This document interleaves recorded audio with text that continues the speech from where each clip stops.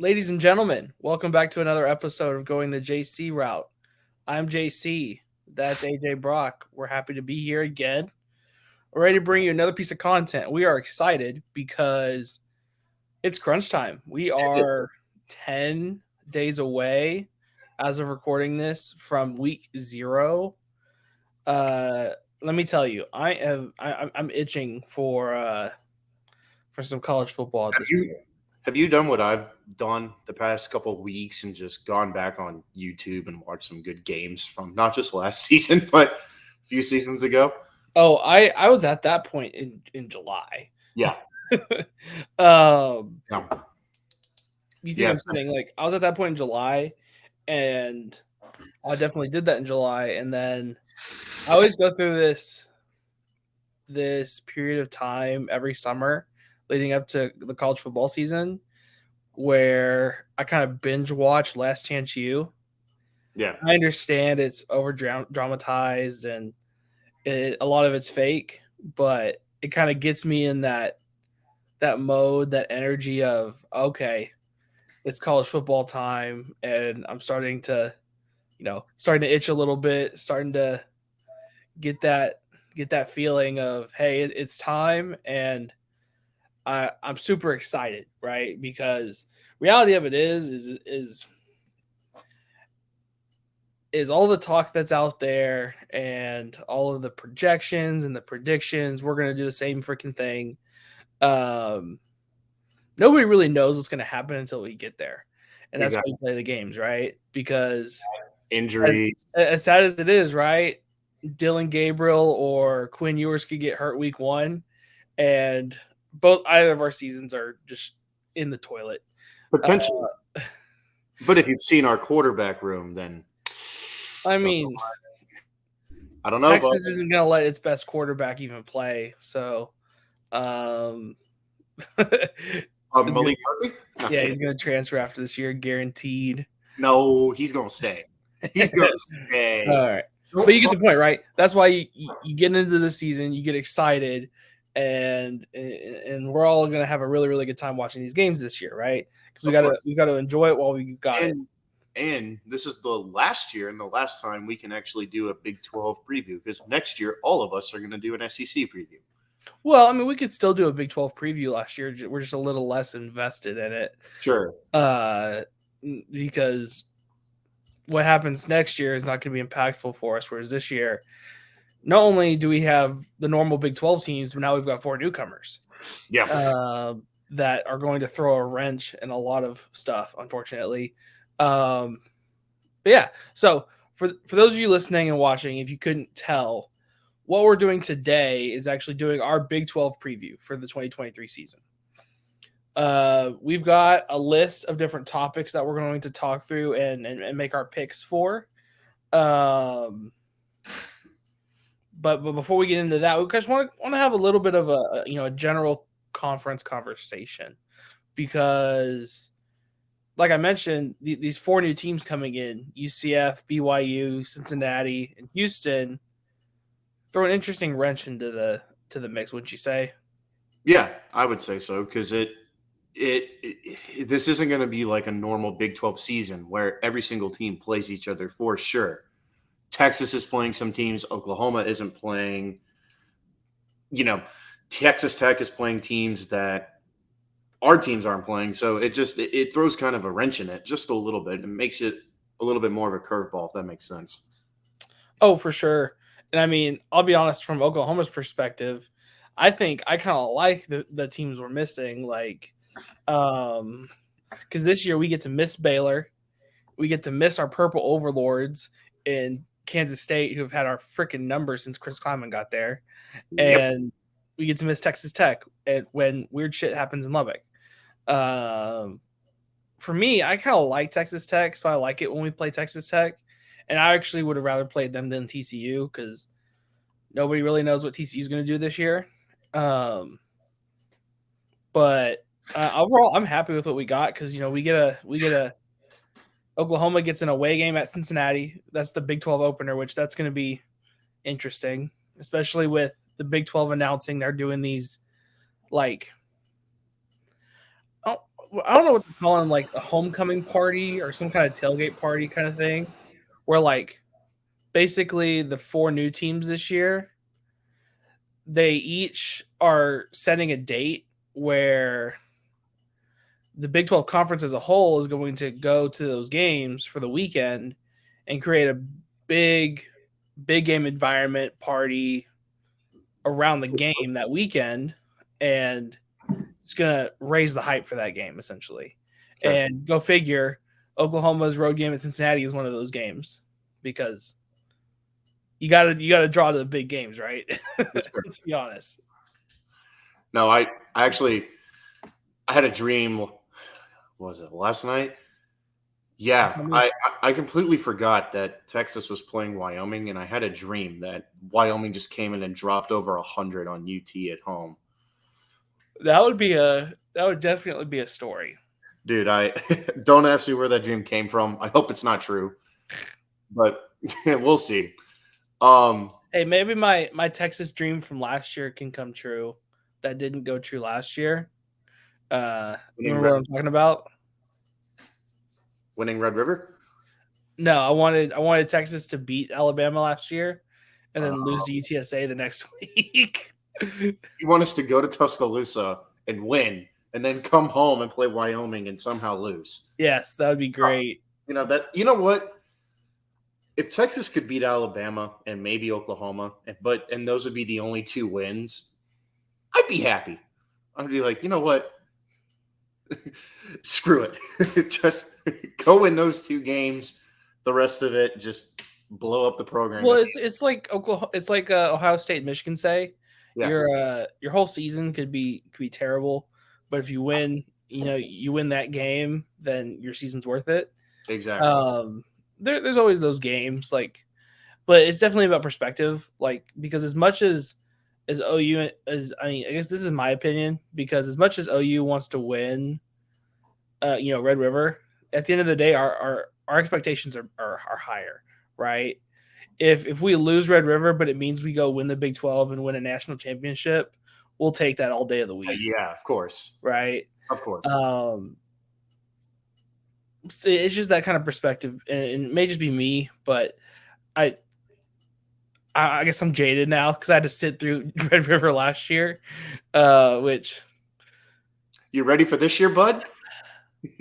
Yeah, I'm ready for this year, assuming we can go, because you won't tell me your freaking schedule. Well, I won't know for a little bit, but hey, we've always gotten tickets like the week of, and usually that's like when they're the cheapest. So. Well, and this year, unfortunately, can go either way because here's the thing: if Texas loses to Alabama in week 2, prices will probably go down a little bit.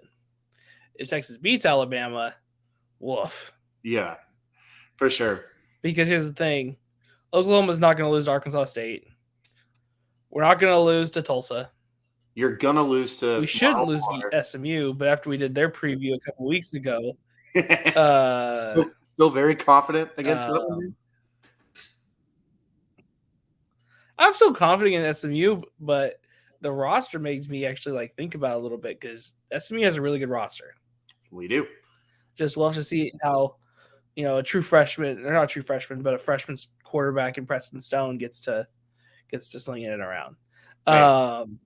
Anybody with a name pressed in stone is destined to be great. All right, buddy. Whatever. But let's get down to brass tacks here in the Big 12. Do we really think the newcomer teams are going to make an impact this year?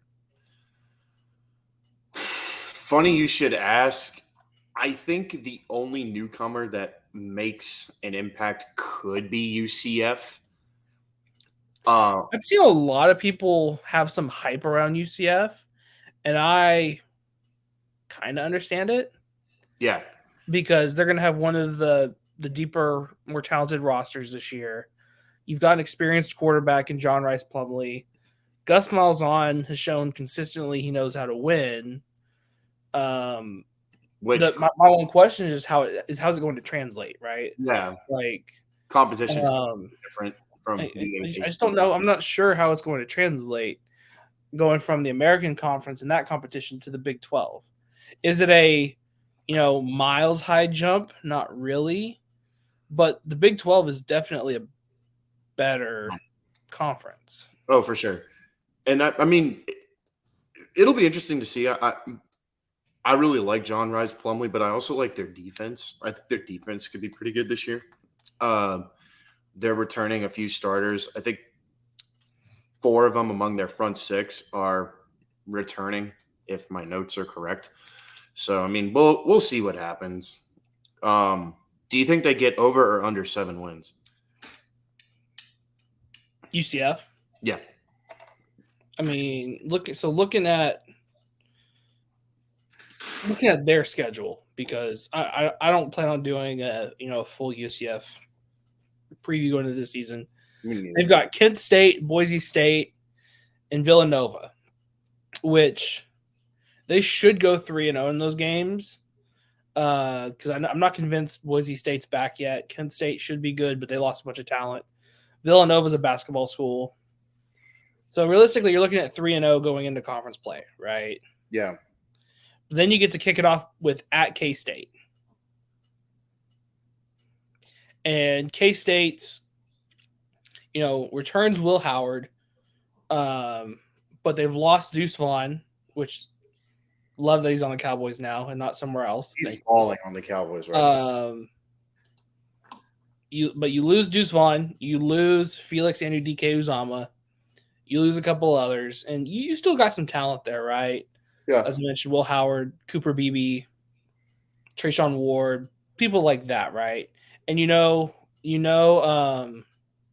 Chris Kleiman's going to have his defense ready. They're going to have a good offensive line. We know that, which is over half the battle. And so it's just about, are they going to have this one dynamic playmaker that they can consistently rely on? Yeah. Right. But that'll be an interesting game for UCF. Then you have Baylor in Orlando. Baylor, they're going to have a good offensive line, but Baylor don't really know what else is going on there. Baylor is the team I have in my disappointing column. Well, so we'll get to that in a little bit. Yeah. After Baylor, you get at Kansas, which Kansas was better last year and they're actually fun. I'm really happy for Kansas. But for me, Kansas kind of falls into that middle range of the conference of, hey, so actually I heard the stat, right? Kansas has the highest percentage of returning starting production in the country.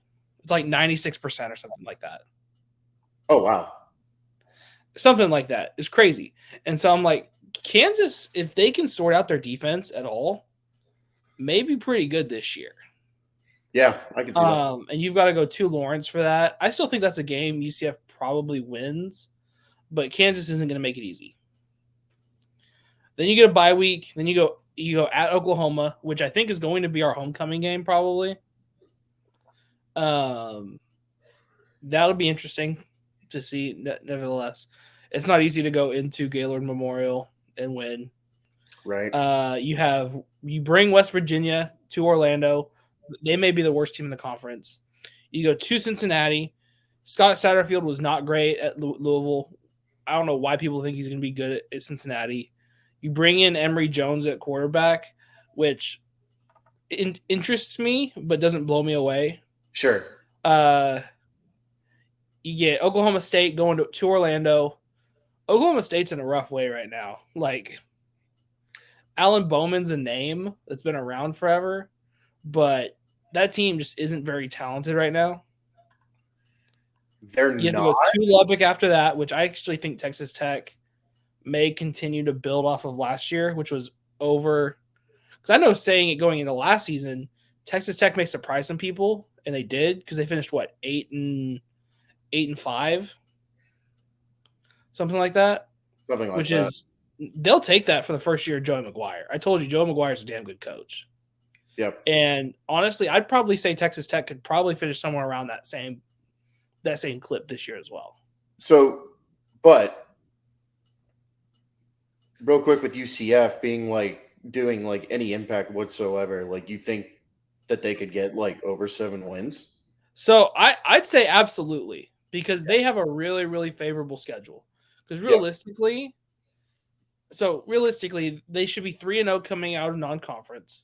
Yeah. K-State's going to be difficult. Call that a loss, 3-1. Baylor goes to UCF. Let's call that a win.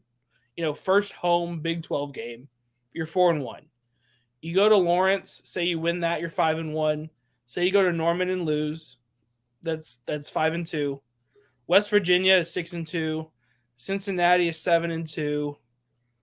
Oklahoma State's probably 8-2. And then Texas Tech and Houston. Let's say you lose to Texas Tech and Lubbock but beat Houston. You're 9-3.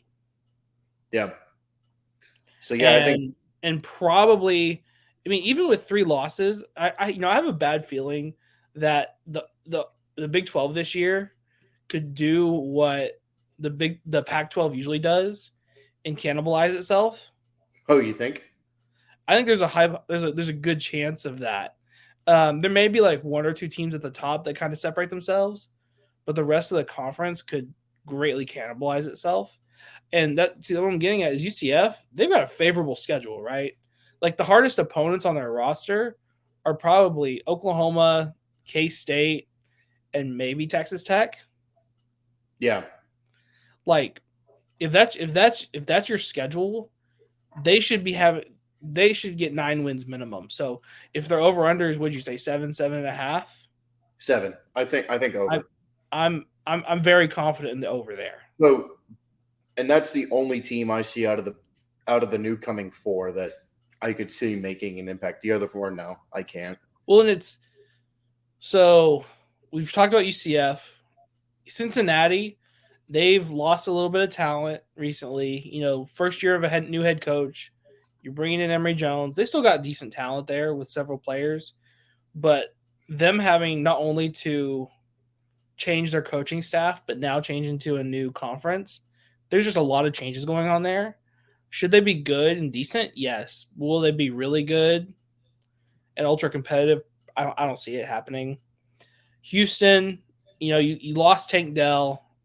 Is now Clayton Toon's gone, so you've got Donovan Smith coming in there, and so I like Donovan Smith. Don't get it twisted, but can he be good consistently? Right, that's the question.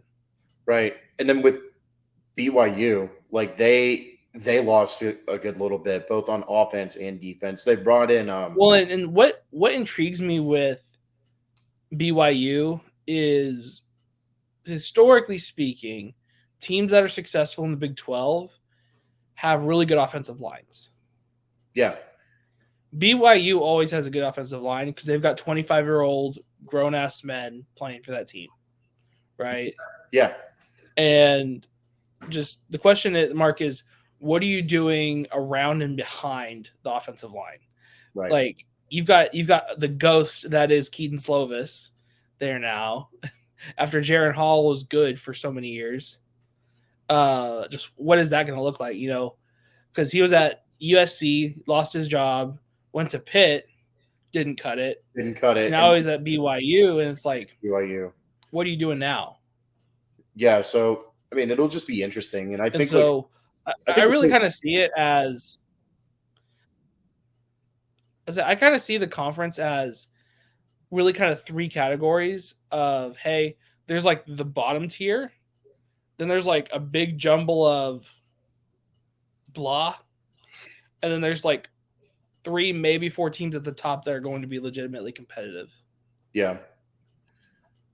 And it's just how they sort themselves out are going to be interesting, because I'll guarantee there's like 1 team we're expecting to be good that's not, and there's going to be 1 team that we expect to be bad or blah, and they're going to be really good.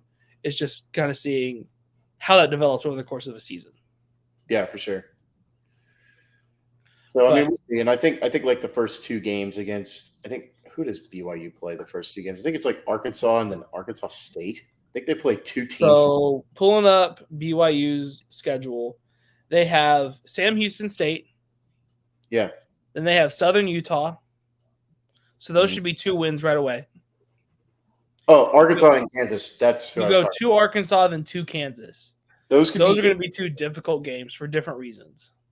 Yeah, so I think it'll just tell where BYU is. But all that to be said, I agree with you. Like, you have the bottom tier, and then you have like a brouhaha of whatever, and then you have and so look at this. So BYU has a stretch of at TCU, Texas Tech in where in Provo, and then you have to go to Austin over the course of 3 weeks. Yeah. That's an annoying stretch of games. Mm-hmm. Well, and then because here's the thing, you go to Austin for a week, then you got to go fly back to Provo, and then you got to go fly to West Virginia, which we've already said I'm not expecting West Virginia to be very good. Neil Brown has the look of a dead man walking, right? Yeah. Like the first sign of trouble, Neil Brown's probably gone. Like he should have been fired last year, they didn't. But it's not going to be a good look after what happened to Bob Huggins there.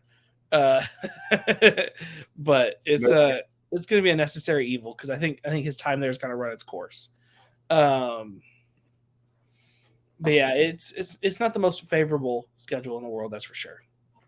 Not at all. All right, so in the official section of our preview, we've come up with, and we've definitely stolen this idea. I don't care; it's fine. Come up with what it looks like 8 different categories that we're going to talk through. Okay. And what those are who are we expecting to be the player of the year, the coach of the year, the most disappointing team, the dark horse contending team, the bottom of the barrel, who is finishing last in the conference, who's the surprise good team, who's competing in the title game, and then who's winning the conference. Okay. And we may add a couple things along the way if something comes up, right? Yeah. Okay. For sure. I say we start with the bottom of the conference, okay? Who are we expecting to be the worst team in the conference this year? Do you want to go first or shall I? I'll go first. Okay. And so before we say anything, keep in mind, we have not shared these answers yet, okay? And so I am hoping, unlike last week, we have a lot of differentiation and not a lot of overlap here. Okay? For sure. So I'll let you go first. Who do you have finishing last in the conference? Oklahoma. You prick. Okay, all seriousness, last in the conference, West Virginia. Okay. I have a different team here. Okay. You have a different team. That's awesome. West Virginia was my initial thought, just off the top of my head. Well, let me tell you why. Okay, go ahead. So it's make or break year for Neil Brown. Can we agree on that? Obviously, yes. Okay. He's got to do something, or he's out of a job. Okay. Their defense last year was already not good, and they allowed almost 33 points a game. And their secondary this year is even more depleted. They had over, I think, they had 10 plus plays of 40 plus yards allowed. They don't have a solidified number one quarterback yet. Their offense is probably what's going to lead the team, but defense wins championships, and they've got a really good offensive line, or they're expecting to have a really good offensive line this year. Garrett Green their quarterback was a headache for a lot of people last year, including Oklahoma. They do have a talented quarterback behind him that may get time. Nico, I forget his last name. Marchiol. Yeah, Nico Marchiol, whatever. Marchiol, whatever. And then they still got the running back. I forgot his name. C.J. Donaldson. Yeah, C.J. Donaldson. He's a big boy. So they could be really interesting on offense. I just don't know if they've got the overall depth and talent to do it consistently over the course of a season. So it's for that reason why I'm putting West Virginia at the. I'm even saying that Cincinnati, Houston, BYU. I'm saying that they're going to do better than West Virginia. Honestly, I think that all of the newcomers will do better than the team. They'll all do better than West Virginia, and they will likely all do better than the team I have to say. So, who's your worst team? Can I take a guess? Yes. You're going to say Iowa State. Yes, my team's Iowa State. Okay, You don't have which faith in Matt Campbell? I believe in Matt Campbell, but I also believe that their gambling problem's a real issue. Do you know what I'm talking about? No. So recently, a bunch of Iowa State and Iowa players have been caught up in this gambling investigation where they were betting on their own team, Oh, what? betting against their own team. So Hunter Deckers is gone. Jairo Brock is gone. Remsburg is gone, their offensive lineman. Isaiah Lee, their starting defensive tackle, is gone. A lot of the more relevant players on Iowa State's roster, they're gone. They're likely not going to play Makes me wonder. unless some miracle clears their name between now and the start of the season. Makes me wonder if that like walk-in touchdown pass for Iowa State last year, when it got dropped, makes me wonder if it was dropped on purpose. Right. Who? So I'm not gonna talk too much on it because I don't know the entire situation, but based on what I know and the fact that they're having a lot of their key players be gone this close to the season, I don't expect them to be very good. But you expect them to be worse than West Virginia? Yes, because here's the thing, I liked Garrett Green more than Hunter Deckers in the first place. Now Hunter Deckers, who was their best quarterback, is gone. That's one. They Two, lost Xavier Hutchinson. Xavier Hutchinson's gone. They're still going to have their freaking massive tight ends, which helps. But you're breaking in a quarterback.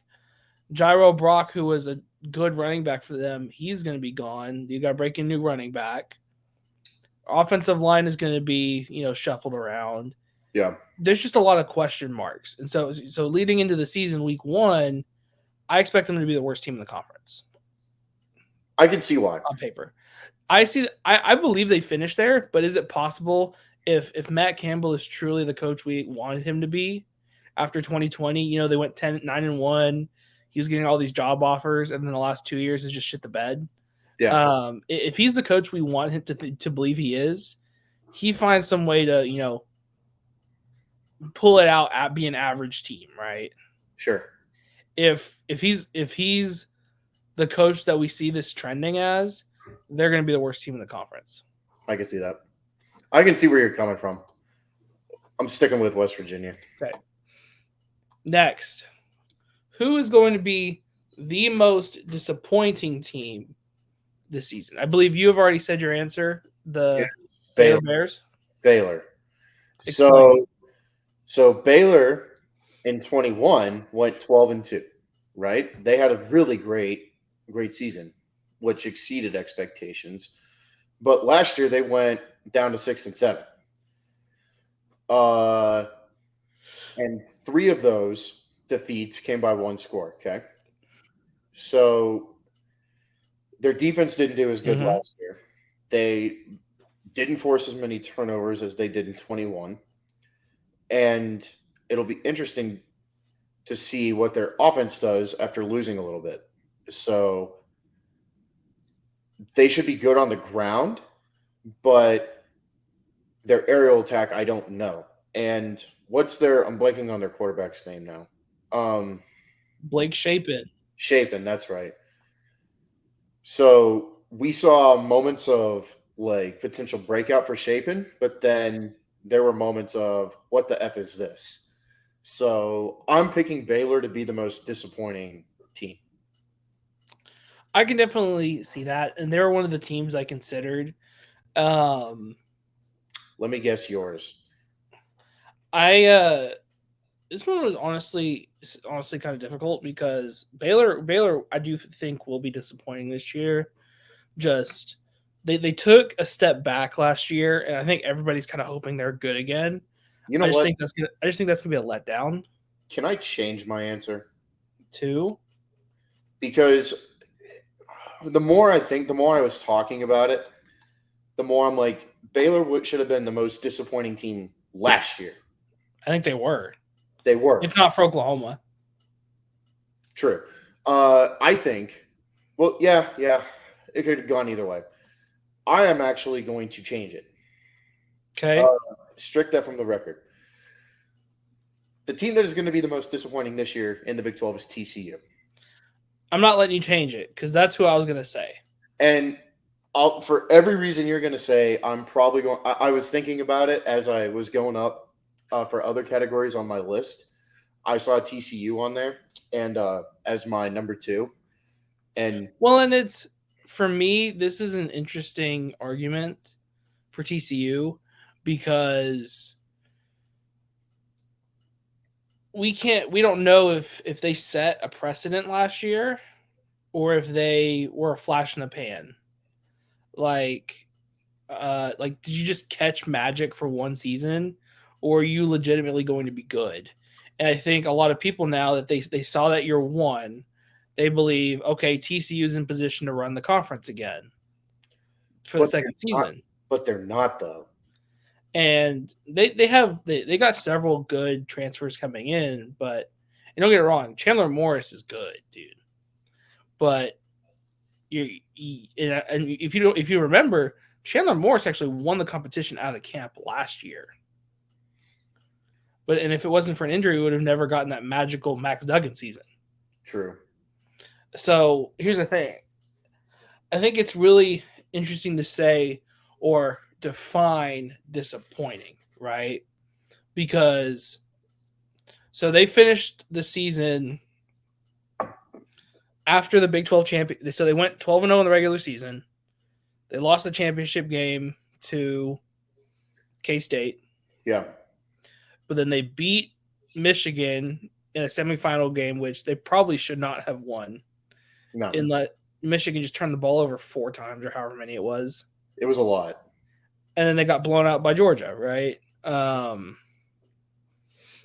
TCU, if they go, I think 8 or more wins, that's still a solid team. You're probably not disappointed in that. But you go much farther than that, 7-5, 6-6, or worse. Now you had a disappointing follow-up season, and your expectations are now completely reset for next season again. Yeah, that's what happened. Is they had very, very little expectations going into last season. A lot of people picked them to be the worst team last year, but then you have that phenomenal season nobody expected. Now everybody's expectations are reset for this year, expecting them to be good. Well, guess what? 7-5 isn't that good. 6-6 is not good. And James, to add this as well, their OC, Garrett Riley, is now at Clemson. So you got that to add to the fire. Yeah, and you get Kendall Briles trying to figure out what the heck he's doing there now too. Don't get me started on Kendall Briles. But so, well, and here's the thing. I'm pretty sure anytime Kendall Briles goes to a new school, they have a pretty good offense in year one. And then it slowly. And then it kind of slowly dissipates over time. Yep. like I think that's what we kind of saw at Arkansas, right? The offense was fun early on, and then over time it kind of just got stale. If our other counterpart was here to add on that, he could give you we could sit here for an hour and he would give you every reason why he hates Kendall Briles. I'm not sure I understand. Oh, shut up, Siri. Anyway. My watch just started talking. Okay. Awesome. So now we're going to get into more of the fun awards, right? We've gone a couple of the worst ones. Let's go with more of the fun ones, right? Who do you have being, and so this is going to be 2 different categories, right? I want to make sure we clear on them. I have most surprising team and dark horse competitive team, okay? 2 different ones, right? Okay. Let's start with pleasantly surprising team. Pleasantly surprising? Okay. Okay. And I'm going to go first on this one. Okay. Okay. And I have the Kansas Jayhawks. Okay. Okay. And I made this specifically different from Dark Horse because I don't expect Kansas to And I guess this may be a little bit of a cop-out answer now that I think about it, but I don't expect them to compete for like a Big 12 title per se. But I am expecting them to be about the same as last year. Because they went 6-7 last year. Maybe they get to 7-5, maybe 8-4, 8-5, that range. And that's one of those seasons where it's like, all right, Kansas, look at you.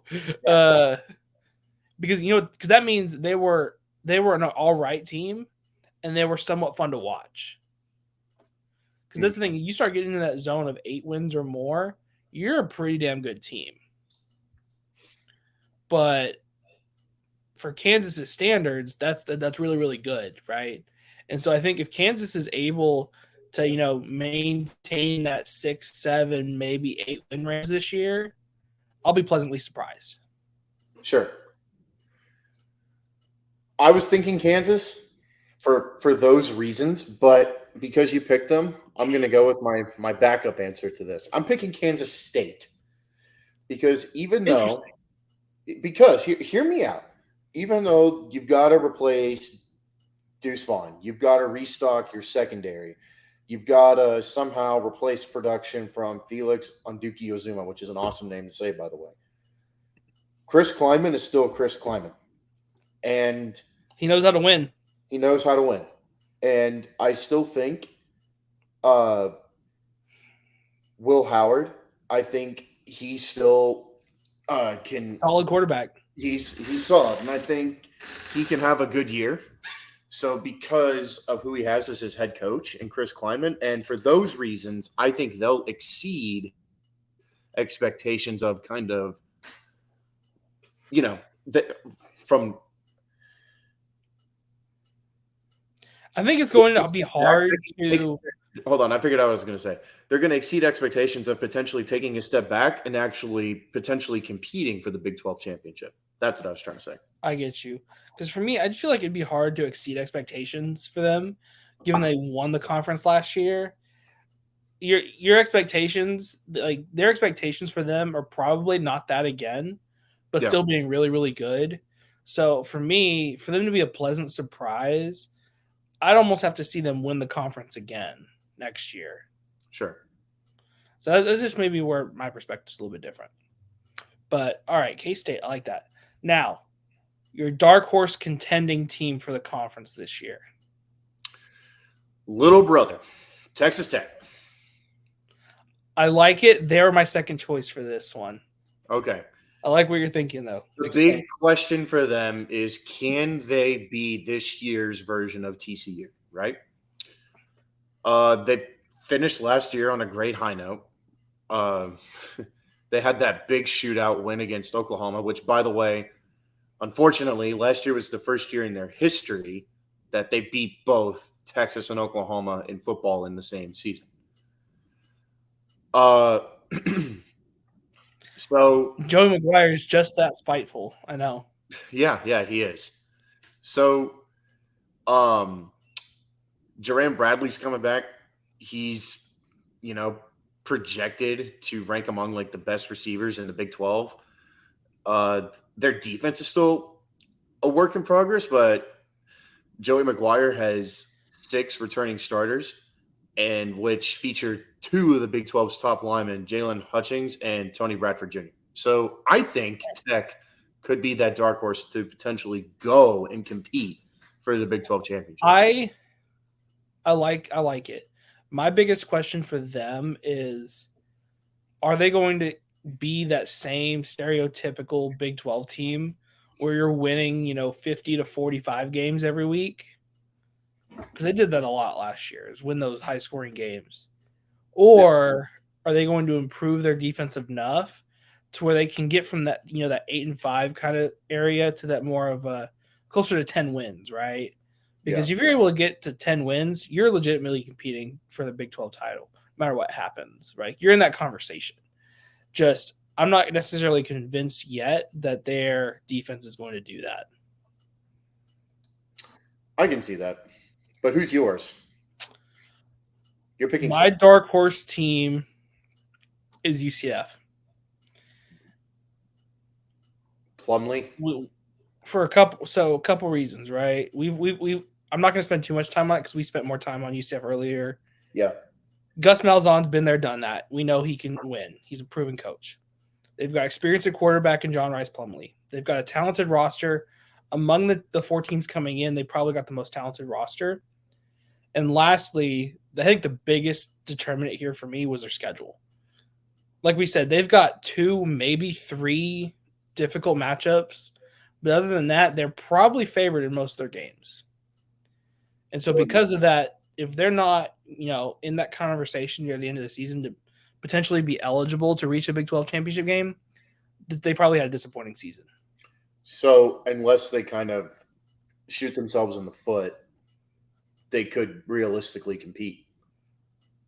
I believe so. Yeah, I can see that. Now, awesome. Who do you have competing in the Big 12 title game?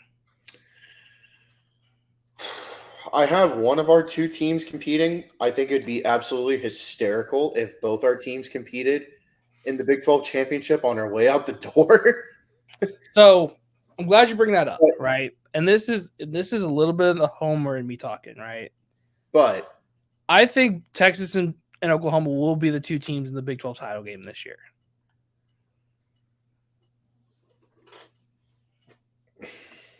I do. I think that as well. But for some reason, I keep thinking Chris Kleinman is going to go back.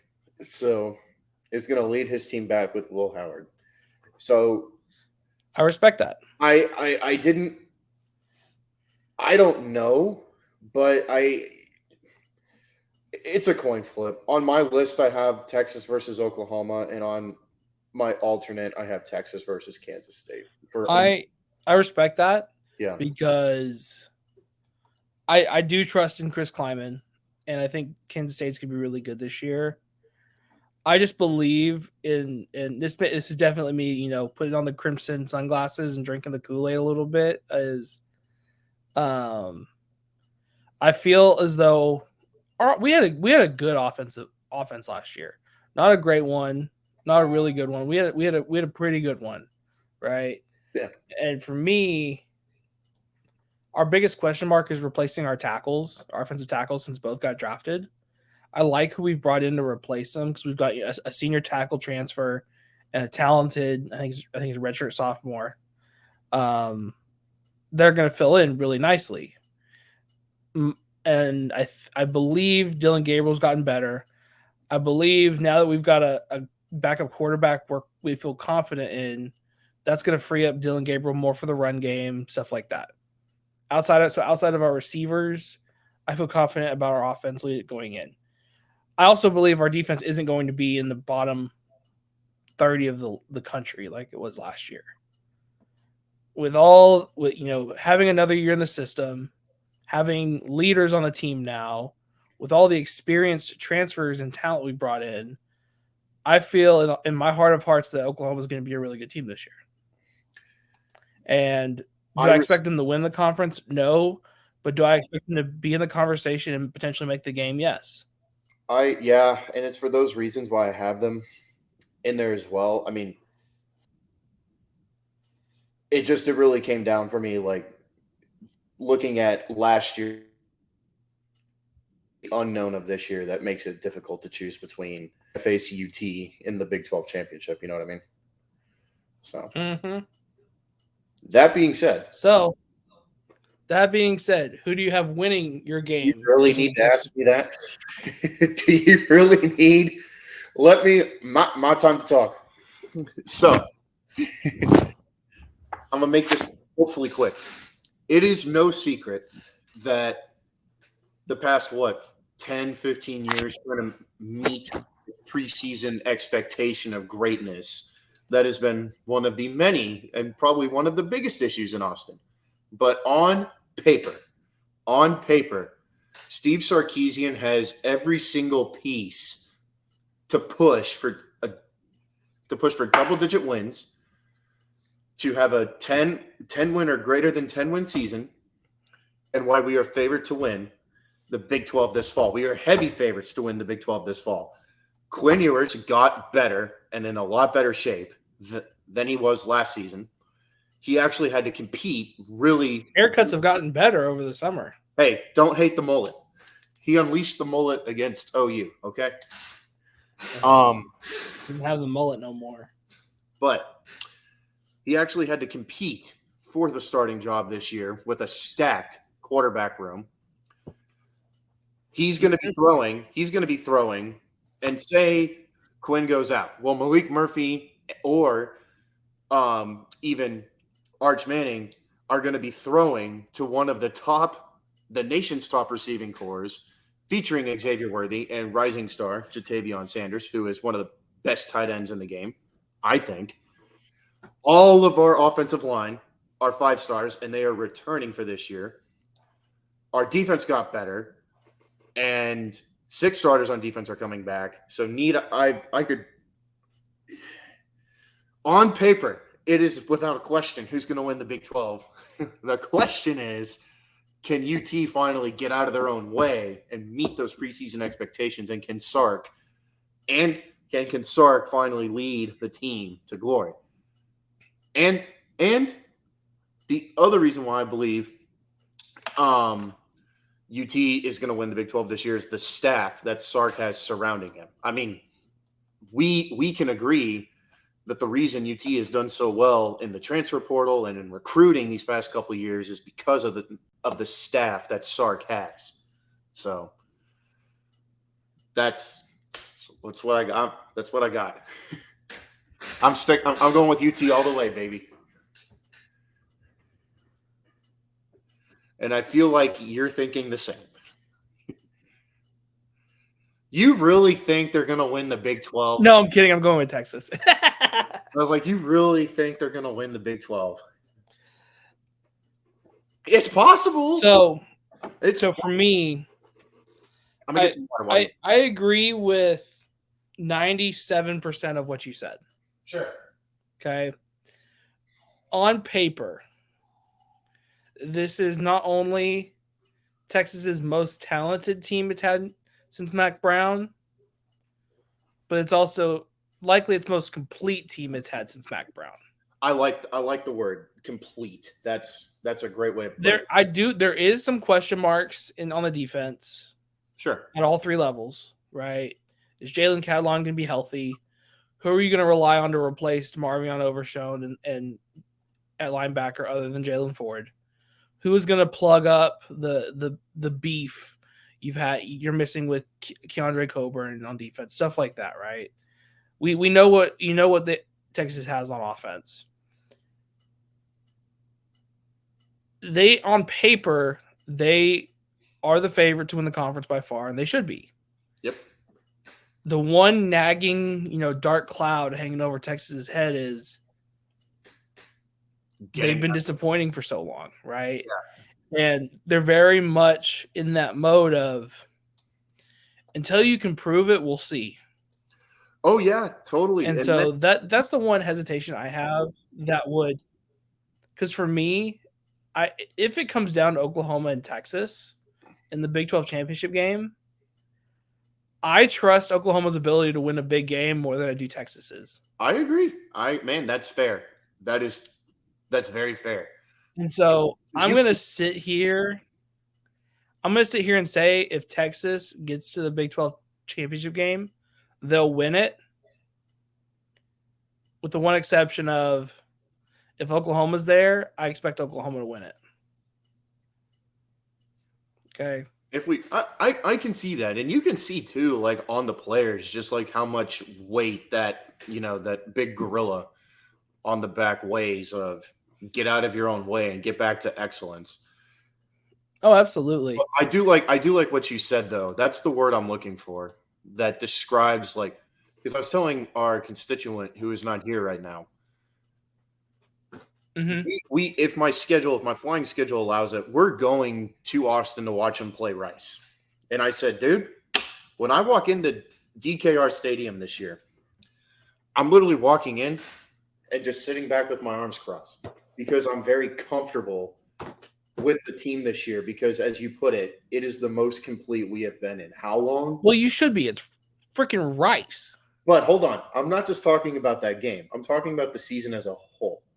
Because what you said, this has been the most complete. This is the most complete team we've had in what? Since Colt McCoy? Easily? Wait, easily?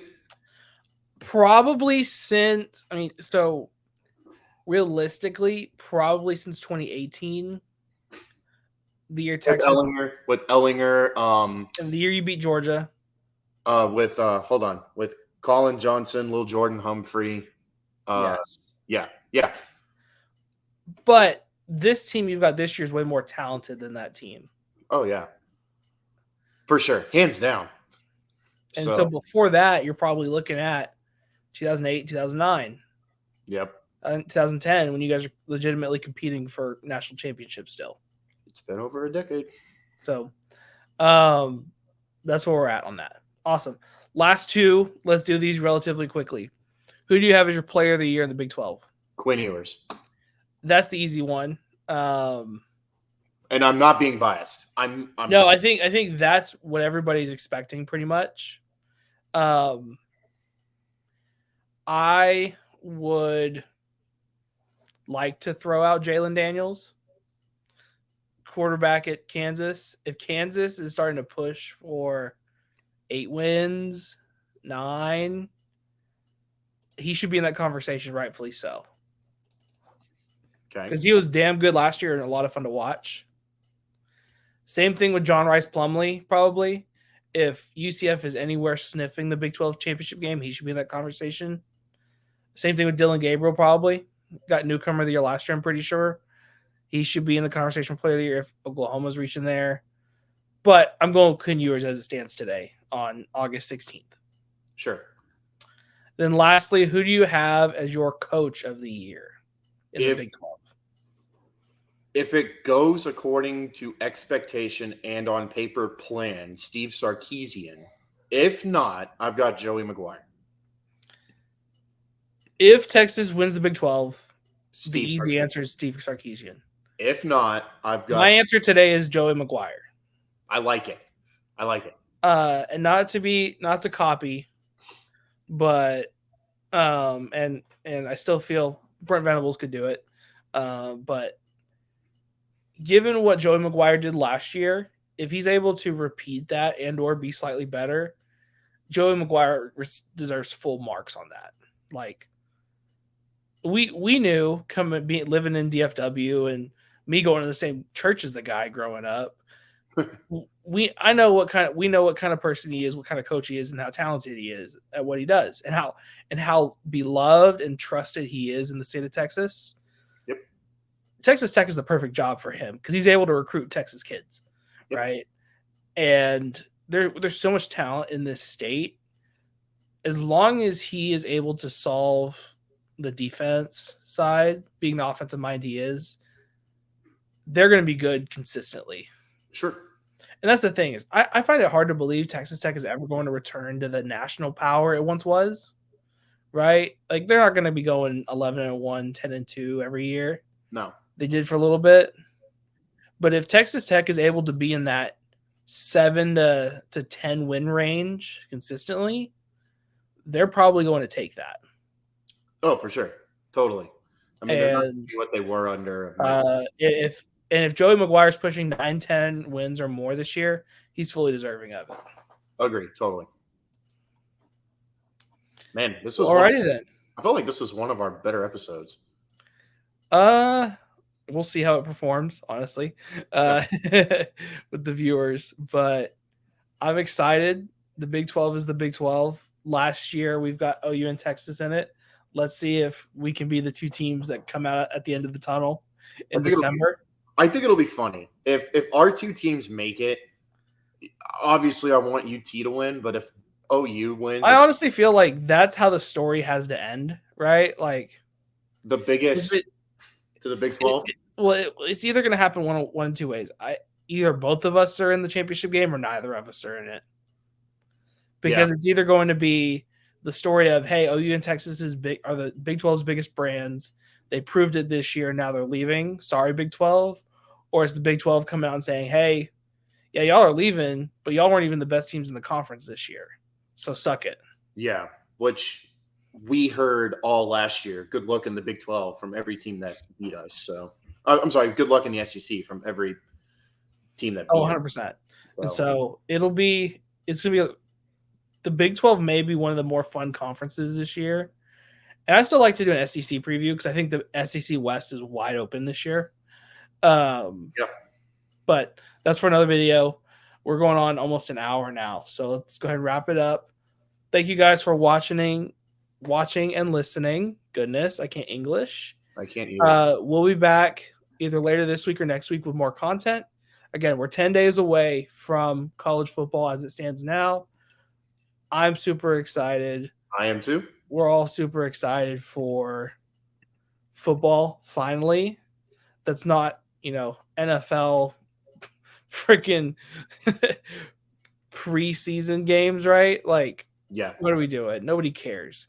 Nope. But really quickly, week 0, we've got Navy, Notre Dame, UTEP, Jacksonville State, UMass, New Mexico State for the sickos, Hawaii, Vanderbilt. We love a week 0 Hawaii Vanderbilt game. San Jose State and USC. I would love to see USC lose to San Jose State. I don't expect it to happen, but that'd be funny. Yeah. That I could really see that game going like the OU Tulane game did a couple years ago, where USC ends up winning, but it's like 45-40, and everybody's pissed off about it. Yeah, because that's typical Lincoln Riley. But that's a conversation for another day. Mm-hmm. Again, thank y'all for watching and listening. Like, comment, subscribe. Interact with the channel so we not only know what we're doing well, but how we can get better, and then also share the video. Make sure other people are able to see it. We'll be back soon. Take care of each other. I'll do it again because we have to. Yes, sir. What was the score last year? 49 to settle? Settle. It's okay. Because you were sad the year before. It's fine. Take it easy. We were shut out the year before. You didn't shut us out in how long? Try dropping 50 once. Just once. Try scoring just once.